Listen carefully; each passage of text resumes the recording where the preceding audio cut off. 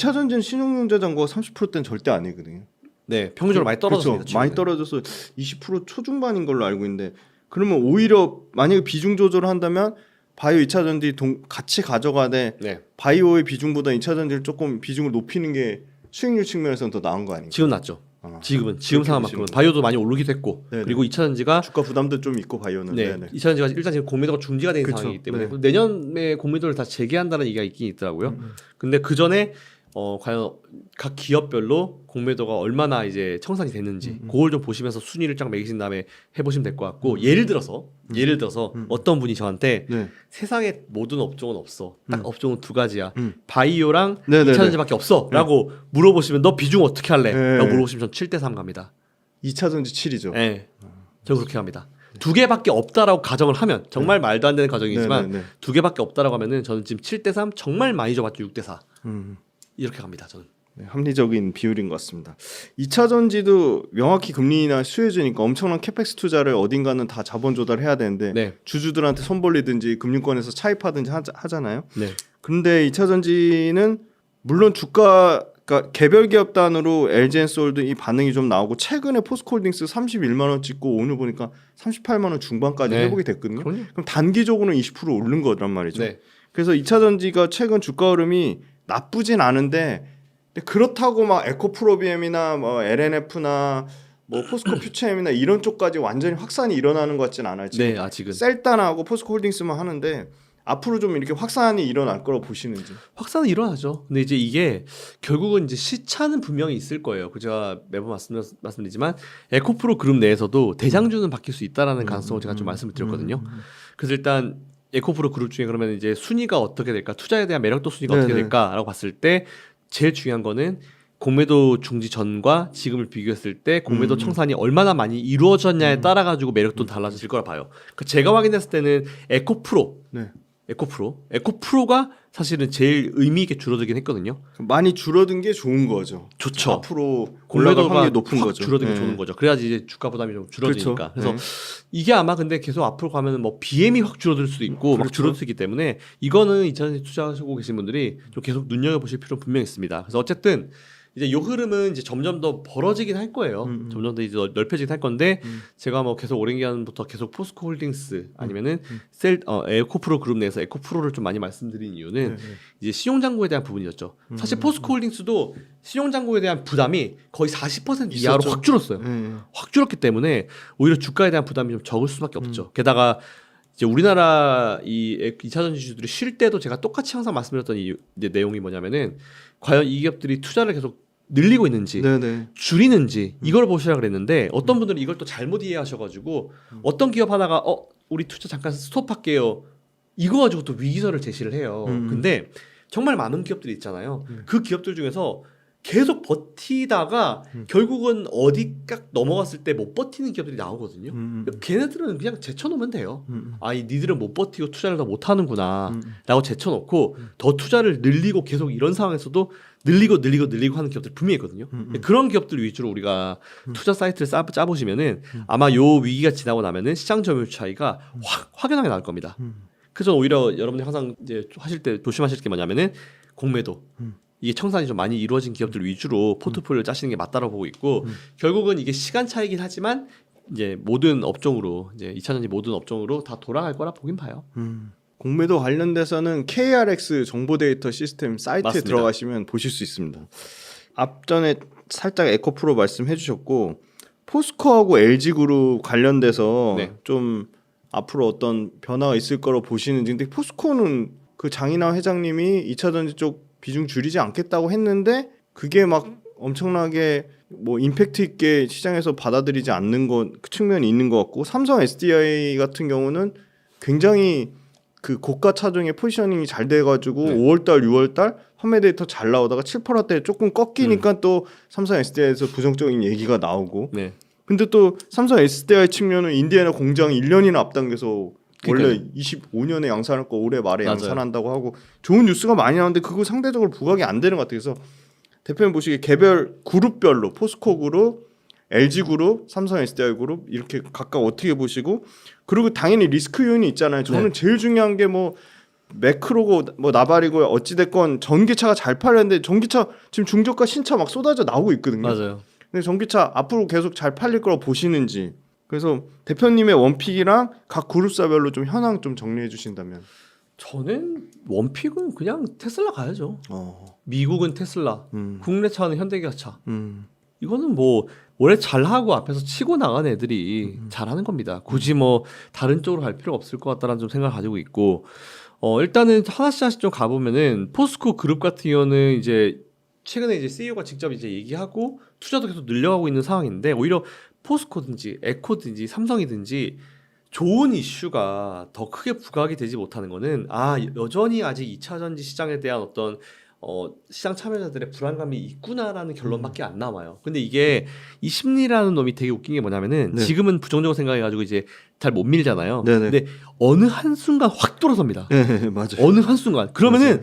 갑자기 찬사를 합니다. 막 네, 와 네. 엄청나다고 막 네, 진짜 네, 네. 역시 막 이런 기사 엄청 쏟아져 나오거든요. 네네. 그러니까 이게 너무 설레발이 심해요. 네.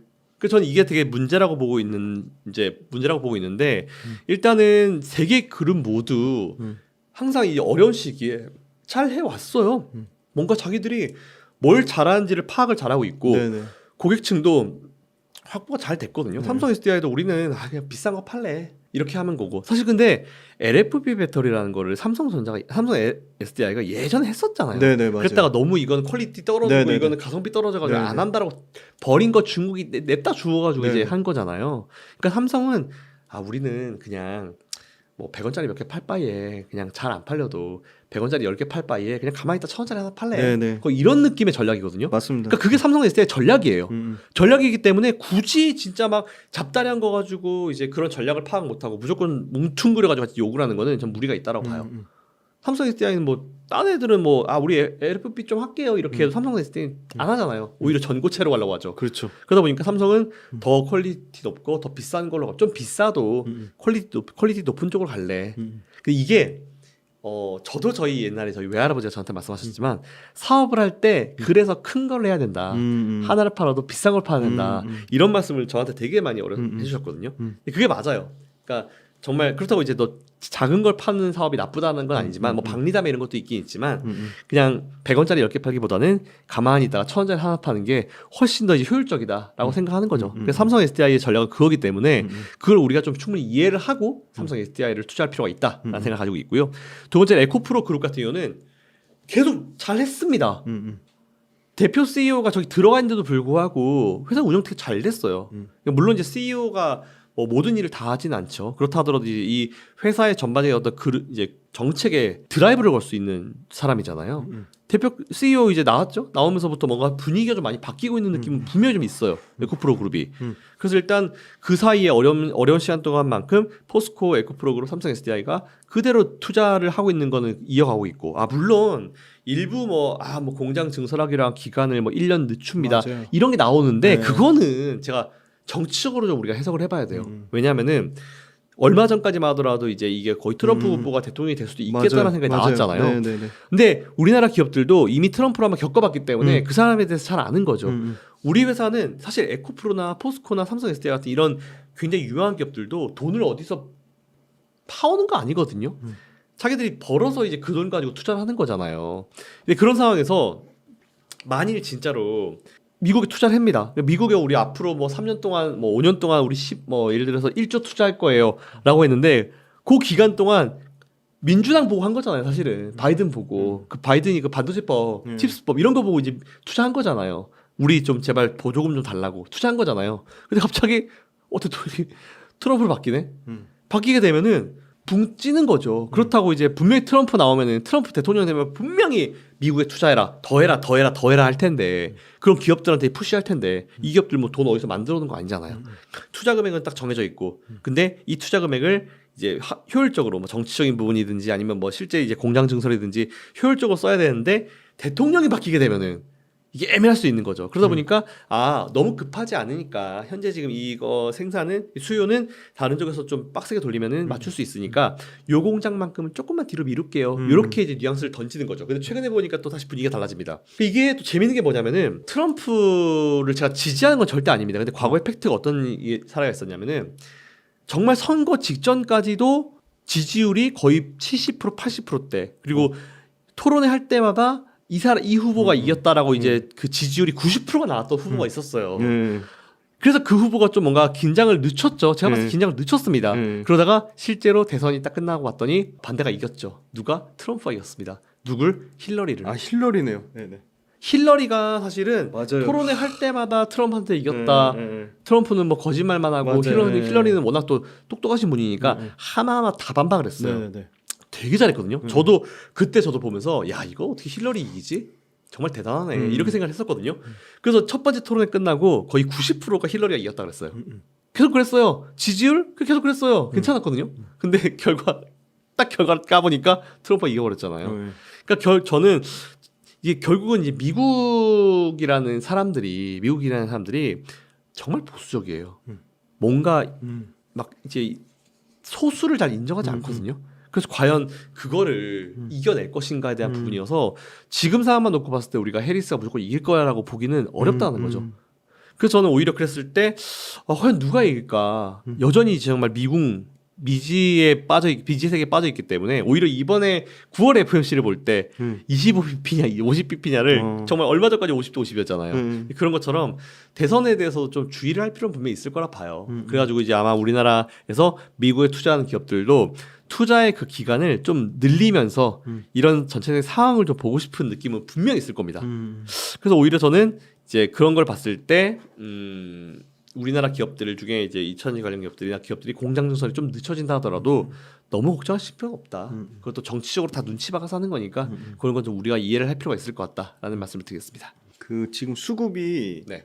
외국인 기관 수급 중에서도 뭐 연기금이라든지 이런 장기 수급 배터리 셀 쪽으로 좀 들어오고 있는데 앞으로 좀 소재나 장비 쪽으로 아까 뭔가 확 도화선 어느 한 수가 팡 튀는 어떤 트리거가 있어야 된다고 보는데 그 트리거가 있다면 어떤 점이 좀 트리거로 작용할 수 있다고 보시는지랑 그리고 워낙 또 뭐 M&A나 이쪽 전문가시니까 기업 가치 평가를 하시잖아요.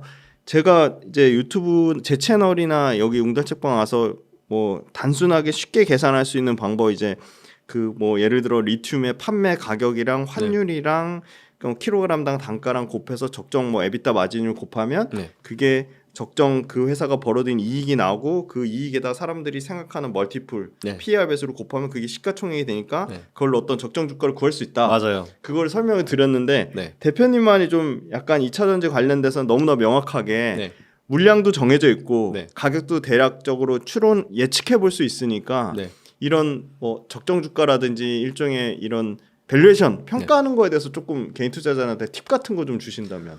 일단 저도 지금 좀 인정하는 바는 전 세계에서 진짜 밸류 측정이 어려운 기업 중 하나가 테슬라예요. 왜냐하면은 차라리 진짜 현대차처럼 명확하게 몇 대 차만 팔고 팔면 그쵸. 쉽거든요. 솔직히 그건 이제 좀 들어가서 이제 한번 쭉 둘러보면은 나와요. 그래서 이제 증거사 보통 이제 하는 그런 밸류 측정을 봤을 때 뭐 그 정도면 충분히 가능하지만 좀 더 들어가서 봤을 때 이제 가치를 어떻게 측정하고 얼마나 또 비싸게 팔아줄 때 또 뻥튀기를 시켜주냐 아니면 뭐 저거 좀 사줘 그랬을 때 우리가 얼마나 또 그 회사 가치를 좀 떨어뜨려서 싸게 사주냐 이것 따라 달라지는 부분인데 일단 결국은 이제 그 재고나 이런 모든 이런 재고자산 평가법부터 시작해서 이런 것들을 다 하나하나 해줘가지고 결국은 이제 그 금액을 다 합친 다음에 그 회사의 가치를 평가하는 거거든요. 실제로 팔아줘야 되니까. 테슬라는 다 하잖아요, 사실은. 그렇죠. 그렇기 때문에 저는 오히려 이렇게 가치 평가를 해서 이 테슬라의 어떤 주가의 목표가를 딱 정하는 거는 불가능하다 봐요. 정확한 밸류 측정은 전 불가능하다 봅니다. 그래서 그때 이제 좀 보면서 판단해야 되는데 일단 제일 중요한 거는 이제 이 전기차 시장에 돌아설 만한 트리거죠. 그러니까 일단 테슬라도 기본적으로 이제 여러 가지를 다 이제 엮어서 생각을 해야겠지만 자동차 판매가 일단 제일 중요하죠. 그러니까 테슬라를 오래 투자를 해왔던 사람들이 최근에 난 테슬라 매도를 할 수 있어라고 주장할 때 항상 하는 얘기가 야 자동차 파는 기업이 자동차를 팔아야지 왜 자꾸 딴 생각을 해 이렇게 나와요. 맞아요. 근데 사실 저 그분도 좀 잘못됐다 보는 게 그분이 처음에 투자했을 때는 테슬라라는 기업은 전기차에 몰빵을 해가지고 성장을 시켜온 기업은 맞아요. 근데 그 이후에 테슬라는 정말 다양한 것들을 하고 있거든요. 로봇이나 이런 것들 하고 있기 때문에 오히려 그런 거를 봤을 때 점점 저는 이제 PBR이라는 거 있잖아요, 대표님. PBR이라는 게 점점 의미가 없어지는 시기가 전 온다 봐요. 맞습니다. PBR 레벨이 없어질 거라 봅니다. 왜냐하면은 이미 전 많이 의미가 없다 보는 게 PBR이 완벽하게 들어맞으려면은 공장 있고 사무실 있고 직원들은 그냥 그 공장 그거 가지고만 이용해가지고 생산만 해내는 그런 기업들한테는 PBR 레벨이 정확해요. 네네. 근데 지금은 지식선보 산업인데 그렇죠. 각 개인의 이런 지식 수준이나 각 개인의 이런 기술력이나 머리에 있는 네네. 것들을 수치화시킬 수가 없거든요. 그래서 저는 오히려 우리가 이런 기업들을 평가할 때 사실 저희 업계 내에서도 사실 되게 고민 부분인 것 중에 하나인데 그러면 이제 저 사람의 어떤 연봉에 따라서 뭘 해줘야 되냐 이런 생각도 되게 네네. 많이 하는데 PBR 레벨이라는 건 점점 더 의미가 없어질 겁니다. 공장이 의미가 없어지는 시기가 되잖아요. 물론 제조업 위주인 우리나라는 공장이 있기 때문에 밸류업 책정이 가능하죠. 네네네. 근데 진짜 막 뭐 게임 관련 기업이라든지 진짜 우리가 막 머리로만 하는 그런 기업들 사람이 이제 이런 재산인 기업들은 평가가 안 돼요 솔직히. 그렇기 때문에 오히려 저는 이제 그런 걸 우리가 앞으로는 좀 뭔가 대체를 할 만한 걸 찾아야 되지만 대체를 할 만한 걸 찾기가 좀 쉽지는 않을 수도 있겠다라는 좀 생각을 가지고 있고 결국 사람이 재산인 시대가 앞으로 더 올 거기 때문에 AI도 마찬가지잖아요 사실은.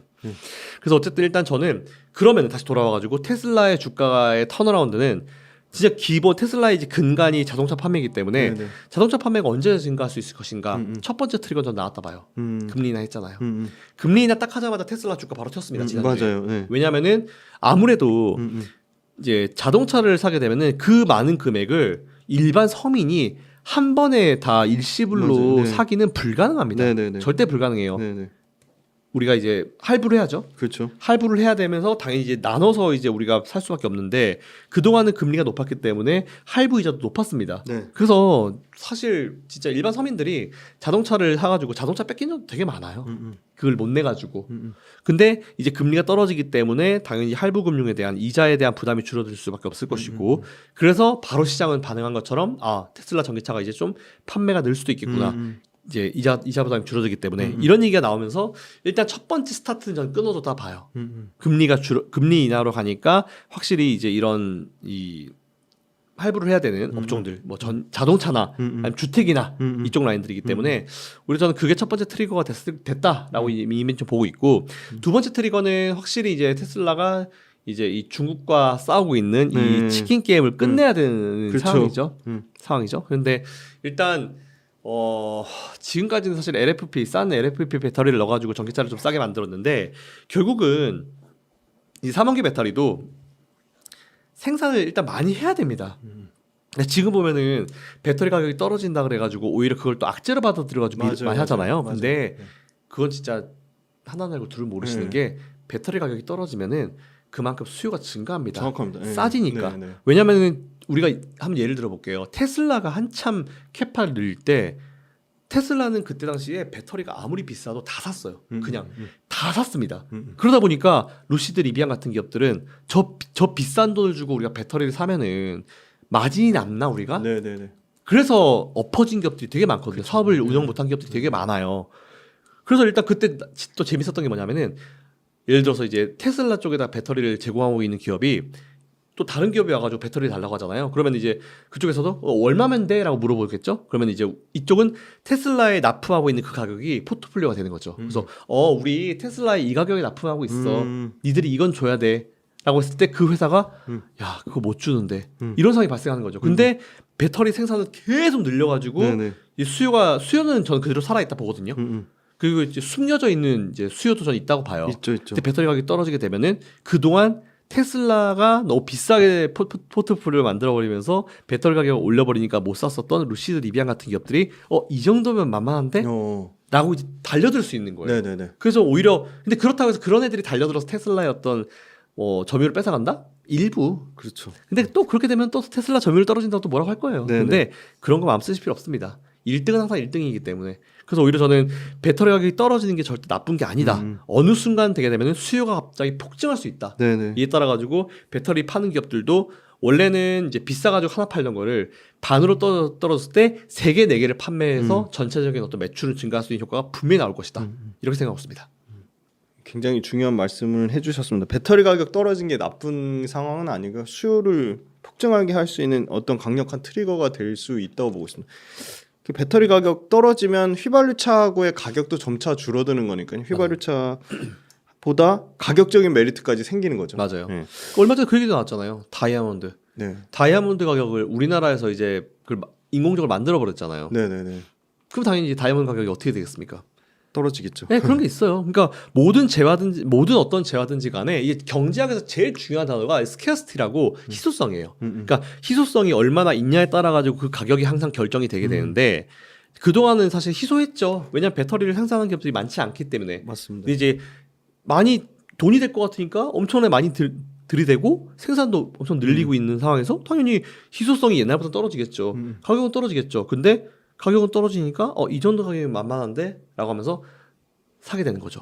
만일 예를 들어서 진짜 지금 샤넬 가격이 네네. 샤넬 백 하나가 1,000만 원인데 여기서 백 가격을 샤넬이 갑자기 우리 백 하나에 우리 100만 원으로 내릴게요. 저는 수요가 그럼 여기 있지 않습니다. 그렇죠. 사러 가죠. 수요가 폭증하겠네요. 네, 맞습니다. 그런 거랑 똑같이 보시면 돼요. 그러니까 그 재화에 대해서 이제 미래 성장 가치나 그 재화가 과연 필요한지 안 필요한지를 보는 건데 배터리 안 필요해요? 엄청나게 필요하죠. 배터리는 우리가 죽고 100번 고쳐 죽어도 배터리 필요합니다. 어떤 형식으로든지 간에. 맞습니다. 그리고 그 형식으로 계속 발전하고 있는 거기 때문에 저는 D램 반도체는 절대 사라지지 않을 거라 보고 있고 배터리 절대 사라지지 않을 거라 봐요. 자동차의 형태는 바뀔 수 있겠죠. 나중에 바퀴가 빠져서 진짜 날아다니는 자동차가 나올 수 있겠지만 네. 그렇다 하더라도 에너지원은 그대로 있겠죠. 여태까지는 양극재가 주도주가 됐죠. 근데 지금 현재 주도주는 사실 전액의 엔캠이 주도주거든요. 그 엔캠 그때 설명드렸잖아요. 엔캠은 보관 때문에 무조건 배터리 셀 만드는 공장 옆에 있어야 된다.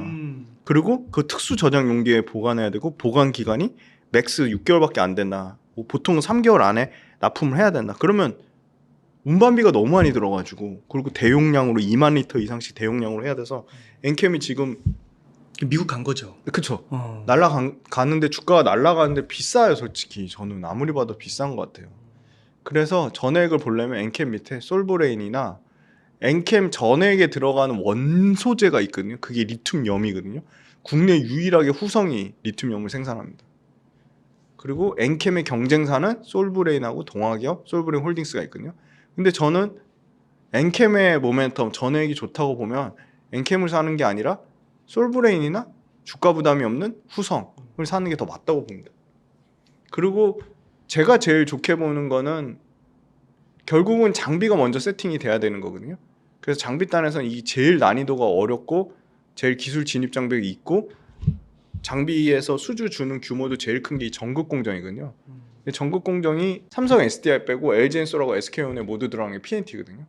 그래서 PNT가 실제 전국 공정 원탑이고 전국 공정 중에 수주 제일 많고요. 수주 지금 싹쓸이 하고 있고요. 그래서 장비 회사 중에 PNT를 봐야 되고 PNT는 심지어 LFP 배터리를 생산합니다. 물론 규모로 치면 뭐 매출 규모로 치면 200~300억 정도 수준밖에 안 되지만 그러니까 그만큼 LFP 배터리를 실제 생산할 정도로 기술력을 갖고 있는 회사고요. 저는 뭐 일관되게 말씀드리지만 소재단에서는 올해 연말까지는 아무래도 양극재보다는 이 음극재 단이 이 대주전자재료가 제일 주가 퍼포먼스가 제일 좋고 주가도 제일 탄력적으로 움직이고 음극재 쇼티지입니다. 실리콘 음극재 없어서 못 팔거든요. 자 보세요. 실리콘 음극재 똑같아요. 전구체랑 비슷해요. 실리콘 음극재 만들어서 팔 수 있는데 어디밖에 없죠. 대주전자재료랑 한솔케미칼이거든요. 그리고 포스코홀딩스도 이제 하는 거 포스코 아니에요? 이제 양산한대요. 근데 양산이 중요한 게 아니고요. 그 양산한 게 일정 부분의 가동률이 나와야 되고 일정 부분 수율이 나와야 되거든요.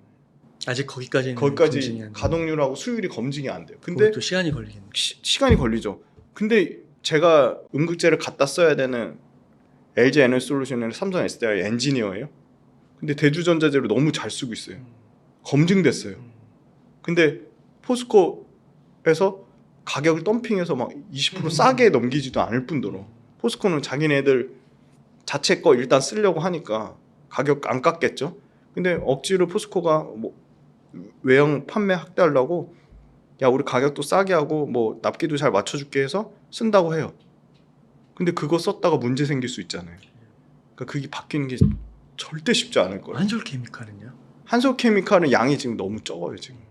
그러니까 대주전자재료하고 캐파 차이가 대주전자재료가 올해 말 기준으로 5,000톤이고 내년에 10,000톤이니까 한솔케미칼이 제가 알기로는 1,000톤도 안 되거든요. 850톤? 그러니까 4배 차이 나는 거예요. 4배, 5배 차이 나는 거죠. 네.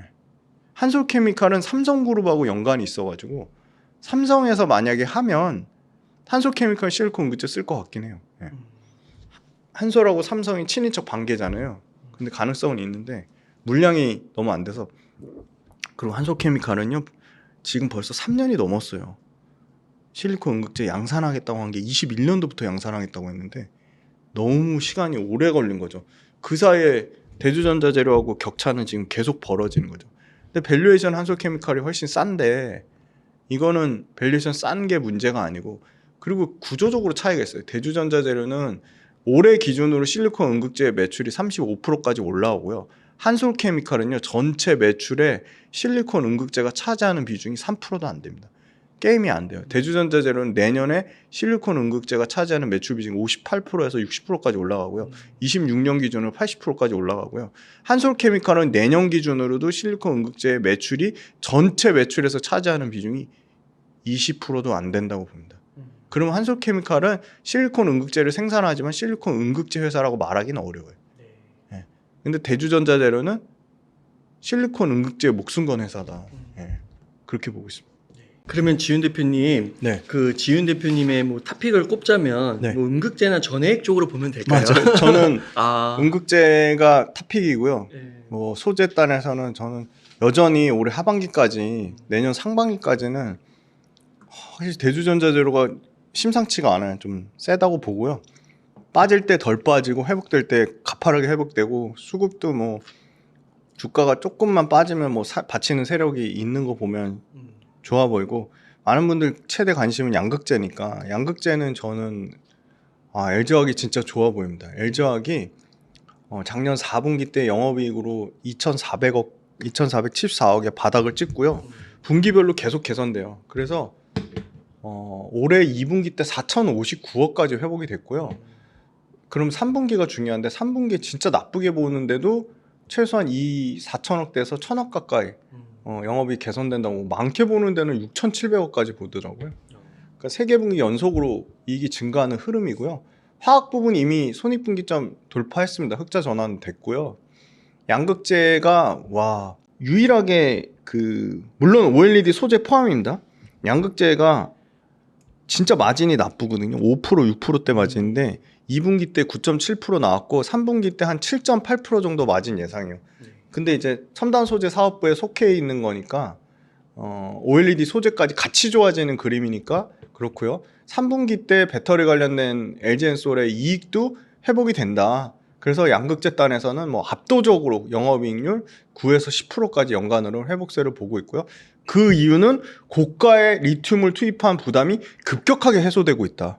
그 다음에 LG엔솔의 배터리 판매물, 이거 10%는 너무 보수적으로 잡은 것 같은데 한 15% 정도 증가를 예상을 하고 있습니다. 그러니까 8월 말 기준으로 PBR 0.75배니까 뭐 박살난 수준인데 지금 20% 올라왔지만 코로나 지금 저점 수준이에요. 0.96배. 근데 PBR 1배가 안 돼요. 야, 그거보다 낮은 거네. 그렇죠. 코로나 저점 수준이니까 여전히 가격적인 메리트가 있고요.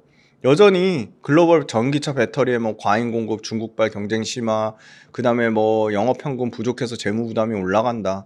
아니 근데 LG 화학이 재무 부담 증가하면 에코프로비움이나 LNF는 못 버텨냅니다.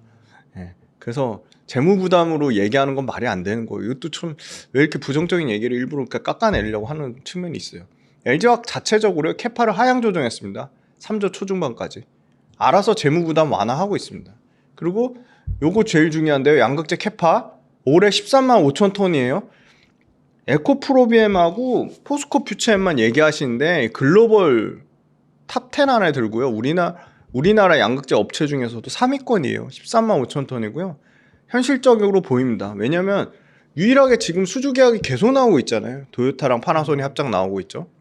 그 다음에 그 도요타 단독 있죠. GM 얼티엠 공급하는 거 있죠. 그래서 26년에 20만 톤은 현실적으로 캐파가 계속 줄어드는, 캐파가 하향 조정되는 입장에서 유일하게 가장 이 캐파를 완벽하게 달성할 수 있는 26년 20만 톤. 그러면 이때 되면 양극재 가격도 저점 찍고 반등해서 회복이 되겠죠. 그래서 26년까지 실적이 좋아지는 그림이고요. 배터리 셀은 LG엔솔 같은 경우가 25년 538기가와트, 요 수치를 기억해 두세요. 538. 미국, 한국, 중국, 폴란드에서 165기가와트가 증가되는 거고요. 요거는 이제 석유화학 사업부인데요. 석유화학 사업부는 25년도부터 공급을 안 늘려요. 그 말은 무슨 말이냐? 철저하게 가격 조절을 하겠다는 겁니다. 미국하고 중국이 동시에 금리 인하한 부분도 있고 유가 조정한 부분도 있지만 3년 동안의 부정적인 요인이 제거됐다는 거고요. 인도는요. 중국 업체를 미국이 중국 때리는 것처럼 인도도 중국을 엄청 때려가지고 설비가 부족해서 2030년까지 석유화학 수입을 대폭 그냥이 아니고 대폭 증가할 수밖에 없는 구조입니다. 근데 특히 인도는 자국 산업 육성 정책 때문에 중국의 무차별 물량 공세를 방어하기 위해서 화학 제품에 대거 부과했고요. 한국이 기술적인 우위로 인도 시장에 아주 발빠르게 진출해서 인도에서 잘하고 있습니다. 대표적인 업체가 LG화학, 롯데케미칼, 금호석유화학. 금호석유화학 주가가 좋거든요. 근데 LG화학이 뭘 잘하냐 지금. 기존의 폴리에틸렌, 폴리프로필렌 범용성을 확 줄이고요. 이 폴리올레핀 엘라스토머, POE, 요거 태양광에 들어가는 소재입니다.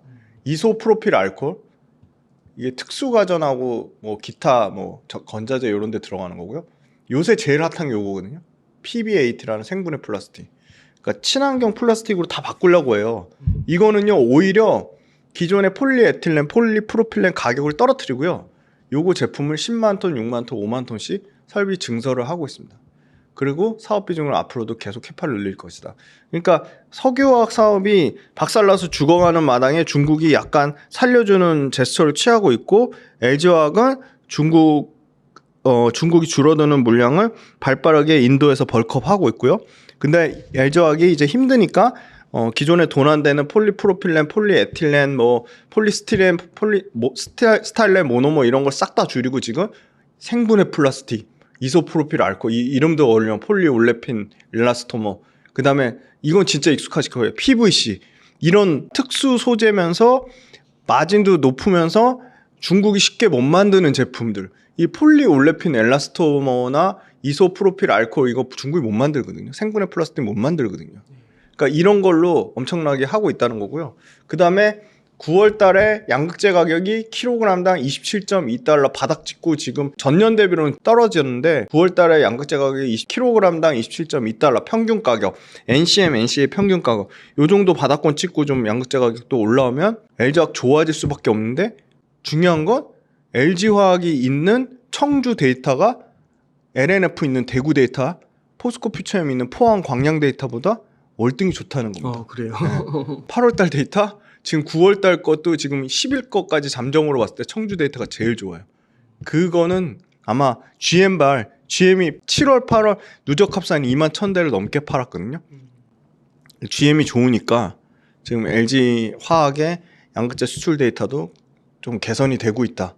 그래서 그럼 밸류가 중요한데 밸류는 너무 싸거든요. 내년 기준 10배가 안 돼요. 아까 PBR 0.7인가? 네, 0.79배에서 올라와서 0.9배니까 너무 싼 거고.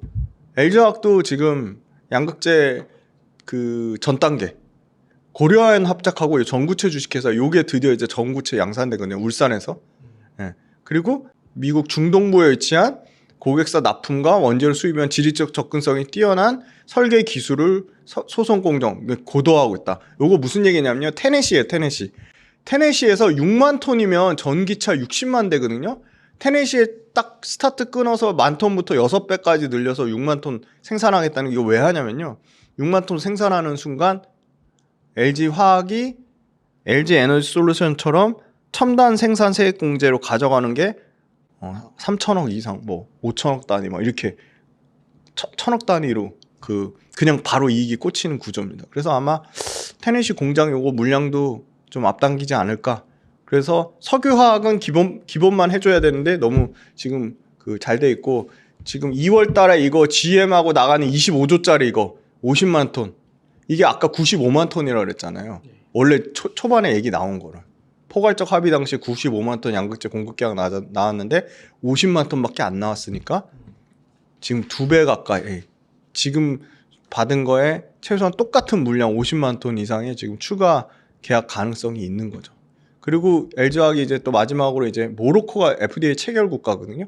여기하고 5만 톤 이건 LFP입니다. LFP 양극재 요거 25년 말에서 26년이거든요. 그래서 물량 자체는 26년에 원래 LG화학도 28만 톤 하겠다고 했는데 8만 톤 줄였는데 20만 톤인데 여기 지금 뭐가 포함이 안 됐냐면 아까 그 파나소닉하고 도요타 합작 있잖아요. 네. 그거 물량이 지금 안 들어간 것 같아요. 그래서 여기 출하량 늘어날 가능성이 저는 있다고 봅니다. 그 제일 중요한 거는 LG 에너지 솔루션 비중이 무조건 40% 들어가야 되거든요. 왜냐면 LG 에너지 솔루션이 자체적으로 내재화하는 물량이 LG화학 거 갖다 쓰는 건데 그게 40%인데 그러니까 LG 에너지 솔루션 말고 LG화학이 독자적으로 하는 게 3%밖에 안 됐는데 그 외부 판매 비중이 40%까지 늘어난다고 합니다. 당장 지금 도요타 직접 뚫었죠. 이 도요타하고 파나소닉 합작은 파나소닉 배터리 쓰는데 LG화학 양극재가 들어간 거예요. 그러니까 LG 에너지 솔루션 의존도 낮은 걸로 계속 주가를 깎았는데 이제는 완성차 제조업체들 연달아 다이렉트로 계약을 맺고 있으니까 외부 판매 비중이 40% 이상 확대되면 당연히 LG 엔솔 자기네 거 자회사 거 갖다 양극재 납품하는 것보다 외부에 직접 완성차 업체한테 다이렉트로 하는 게 마진이 훨씬 좋겠죠. 그래서 아마 양극재 업체 중에 앞으로도 계속 LG화학이 마진은 제일 좋을 것 같아요. 네. 그래서 외부 판매 비중 40% 늘린다는 거는 어마어마한 이게 구조적인 성장의 변화라고 보고 있습니다. 그러니까 현재는 자동차 시장의 1위가 도요타 아닌가요? 도요타 1등이요. 아, 물론 지금은 맞아요. 하이브리드 중심이긴 그쵸. 하지만 얘네도 네. 어차피 전기차로 넘어와야 됩니다. 가야 되고. 그래서 지금 뒤늦게 도요타가 전기차 열심히 캐파 증설하고 있습니다. 야, 근데 여기에 이제 양극재를 그렇죠. 공급하는 게 LG화학이다. 네네. 의미심장한데. 의미심장하죠. 아니 자국에 니치아도 있고 아까 말씀하신 스미토모 화학도 있는데 왜 LG화학 걸 쓸까요? 그거를 좀 심각하게 한번 생각해 보셨으면 좋겠어요. 네. 그 공매도 이슈 한번 여쭤볼게요. 네네네. 그 공매도 현황이 그 금융위원회에 네네. 많은 분들이 막 이렇게 탄원서 같은 거 내셔서 그런지 금융위원회에서 중앙점검 시스템 개발 내년 3월까지 한다고 그러면은 이제 약간 그래도 예전보다는 많이 개선됐다고 네네. 많은 전문가분들이 그러시더라고요. 네네. 2차 전지 종목들에 대한 네. 공매도는 좀 어떻게 보세요? 네, 공매도 일단 현황을 보면요. 네. 공매도 현황은 KRX 정보 데이터 시스템에 들어가면 확인이 가능하고요. 네. 매일매일 업데이트 되는데 그 매일매일 업데이트 되는 거는 3일 전 데이터다. 그렇게 말씀드릴 수 있고요. 지금 LG 에너지 솔루션 보시면 0.68이거든요. 네. 그 전체 비중 대비. 그러니까 금액으로 치면 이게 650억 정도거든요. 그러니까 많이 줄었어요. 아, 원래 이게 1조가 넘었거든요. 네. 그러니까 0.68이니까 상당히 많이 줄었고요. 그러면 많이 줄었다는 얘기는 상대적으로 얘기하면 매물 부담의 압박이 많이 감소했다는 겁니다. 그러면 이 공매도 잔고 줄어드는 거는 제일 많이 줄어든 거는 좀 의미 있게 보셔야 돼요. 가볍다는 거거든요. 근데 원래 물량 자체가 적은 거 이거는 삼성 SDI거든요. 0.14%고요. 381억이에요. 삼성 SDI는 의미 있게 줄은 거죠. 근데 보시면 포스코홀딩스는 1,300억. 일단 1,000억대 이상 되는데 그래도 비중 0.43%까지 줄었습니다. 원래 이게 많을 때는요 3% 이상? 3.7? 뭐 이렇게까지 갔는데 지금 엄청 많이 줄은 상황이고요. LG화학인데요 0.04. 금액으로 치면 거의 없죠. 그죠? 850억 정도, 1,000억이 안 되죠. 포스코 퓨처엠 다르죠. 3.47%. 네. 아직도 어마어마하게 많은 양이 있다는 겁니다. 이게 지금 6,700억이에요. 6,700. 그죠? 6,738억? 3.47. 아까 LG엔솔하고 삼성 SDI는 상당 부분 잔고가 줄었는데 에코프로 보세요. 와, 4.09%예요. 에코프로도 많이 준 거예요. 지금 1조 7천억 정도 됐거든요. 근데 지금 이거 4,900억이니까 여전히 5천억 가까이 지금 있다는 거고요. 에코프로비엠 비슷하더라고요. 에코프로비엠도 비중 보면 이 정도 비슷한 수준 됩니다. 그래서 종목별로 차별화된 돼 있는데 여전히 매물 압박, 매물 부담으로 좀 자리를 잡고 있다. 기간이 무제한이었는데 최대 연장에도 12개월로 줄었잖아요. 그 기간이. 무차에 파는 그 기간이. 그래서 그런 부분은 외국인이나 기관이 매매할 때 굉장히 이 매매하는 데 있어서 전략적으로 상당히 제한이 스탑이 걸리는 거거든요. 그래서 그렇게 공매도를 그러니까 연기하는 것까지 포함해서 12개월이더라고요. 기간 자체에 제한이 걸렸다는 거는 전략 자체를 쉽게 말하면 반쪽짜리밖에 못 쓰는 거니까 굉장히 외국인이나 기관 입장에서는 공매치는 입장에서는 타격이 있지 않을까 그렇게 보고 있습니다.